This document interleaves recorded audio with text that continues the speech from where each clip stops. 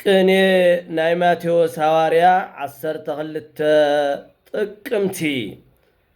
ማቴዎስ ሊቅ ለአምልኮ ጉልፎ ጽምም እንተ እየተናገር ቃለ አሃተ መያሃይሶ መፍትው በሎስኪ እዙይ ትርጉምታ አይተልና አንድት ቃል ይሄ ማቴዎስ ሊቅ ማለት እዩ ሓንቲ ቃል ዘልንዘይ ይናገር ደንቆሮ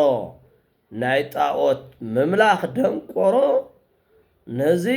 እንተነቂፍዎ አግባብ እዩ ምክንያቱ ልሰሙ እቲ